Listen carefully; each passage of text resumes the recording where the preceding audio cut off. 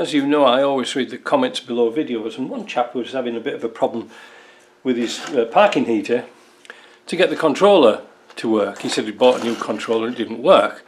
And we've done this once before, but now I've got a chance to test it.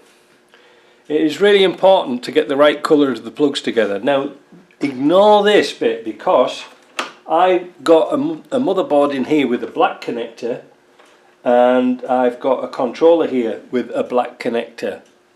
And I'm going to show you why you shouldn't mix them up. But the harness has got white plugs on. That's irrelevant. That's the old harness, is exactly the same. There's nothing changed in it.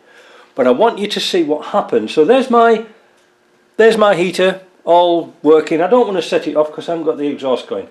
But if I unplug the controller, obviously it loses power. It's 5 volt power.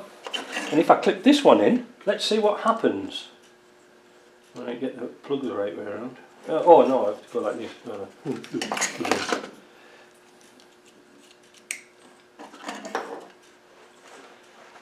Right, can you see what happens? 0. Press start. Press anything.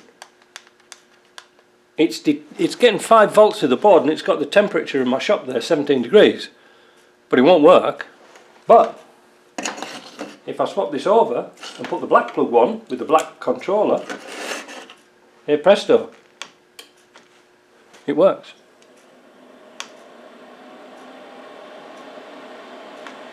So the moral of the story is you can get these controllers, like you can get the controller, the motherboard and the harness and the remote for $46, and they work because I put one on here.